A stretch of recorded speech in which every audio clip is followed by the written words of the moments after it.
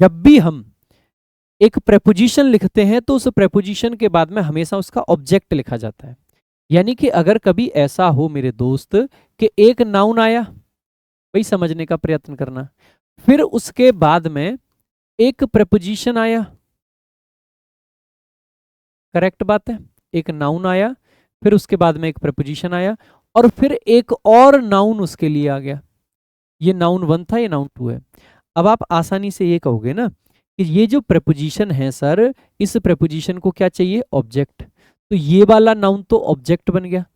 क्या हम verb object के अनुसार लगाते हैं? मान लेते हैं कि इसके बाद में फिर हमने वर्ब लिखा, तो अब ये वर्ब आएगी किसके अकॉर्डिंग? तो आप कहोगे सर क्योंकि ये वाला नाउन तो ऑब्जेक्ट बन गया, तो एग्जैक्टली सेंटेंस का सब्जेक्ट कौन बनेगा? आप कहोगे सर ये वाला नाउन। अगर बेटा ये सब्जेक्ट है तो वर्ब इसी के अकॉर्डिंग आएगी, चाहे ये सिंगुलर हो चाहे ये प्लूरल हो। तो बहुत बेसिक बात यही है कि अगर दो नाउन को किसी प्रेपोजिशन से जोड़ा जाए तो जो पहले वाला नाउन होता है वही रियल सब्जेक्ट आपका होता है। तो यहाँ पे यही ध्यान रख लेंगे कि जब दो नाउन प्रोनाउन को किसी प्रेपोजिशन से जोड़ा जाए तब वर्ब पहले वाले यानी कि मेन सब्जेक्ट के अनुसार आती है, प्रेपोजिशन के बाद वाला नाउन ऑब्जेक्ट बन जाता है। यहाँ पे लिख रखा है।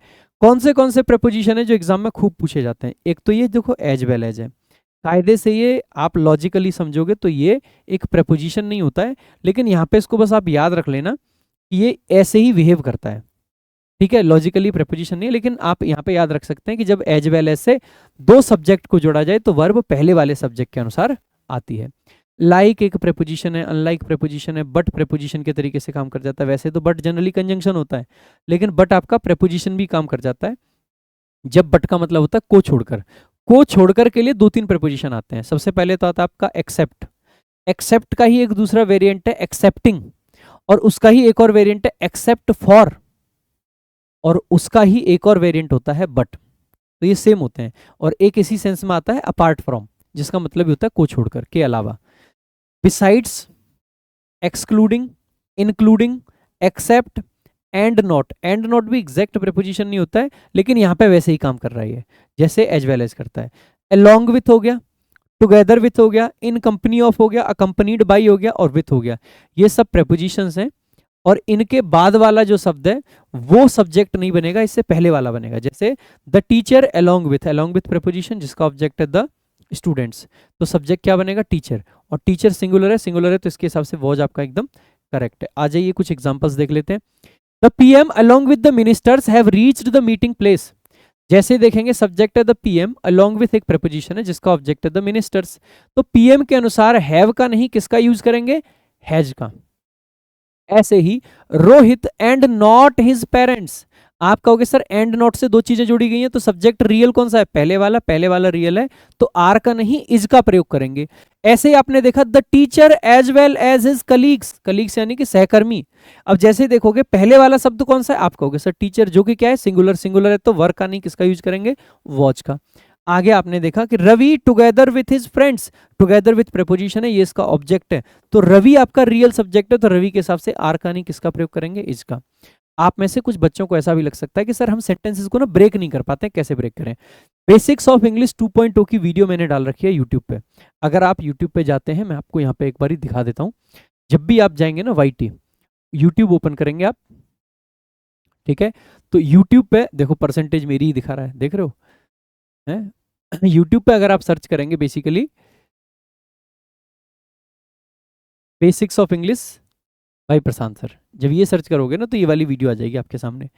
अगर आप ये वीडियो देखते हो तो इस पूरी वीडियो को देखने के बाद में आप आसानी से जितने भी सेंटेंसेस होते हैं जो आपके एग्जाम में आ सकते हैं या जो आप पढ़ते हैं, उन सारे सेंटेंसेस को ब्रेक कर पाओगे, तोड़ तोड़ के देख पाओगे। थोड़ी लंबी वीडियो है, लेकिन मैं हाईली रिकमेंड करता हूँ, इस वीडियो को हाईली रेट करता हूँ।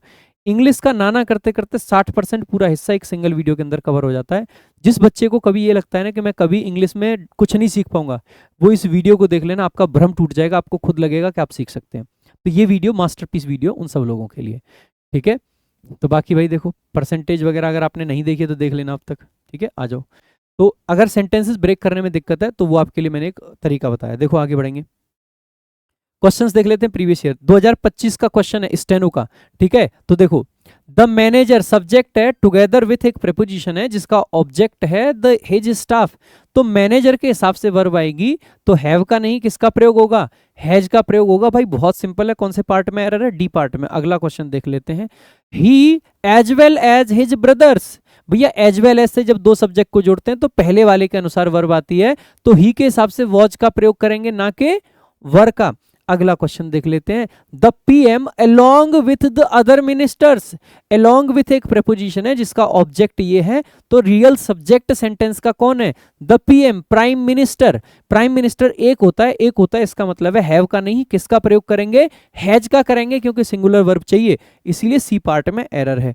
अगला क्वेश्चन देख लेते हैं, the child along with his parents, child along with preposition है, his parents उसका ऑब्जेक्ट है, सेंटेंस का रियल सब्जेक्ट है चाइल्ड, चाइल्ड होता है सिंगुलर, चिल्ड्रन होता है उसका प्लूरल फॉर्म, इसका मतलब है चाइल्ड के हिसाब से यूज करेंगे तो वर का नहीं वॉज का प्रयोग किया जाएगा, दैट्स इट। अच्छा एक चीज और मैं बता देता हूं, अगर वर्ब सर हमने सिंगुलर वाली लगाई है ना, तो अगर आगे सब्जेक्ट के लिए कोई पजेसिव केस आएगा तो वो भी सिंगुलर वाला आता है, इस बात का भी विशेष करके ध्यान रखेंगे। कौन से पार्ट में एरर है इस वाले में, बी पार्ट में। भाई मजा आया।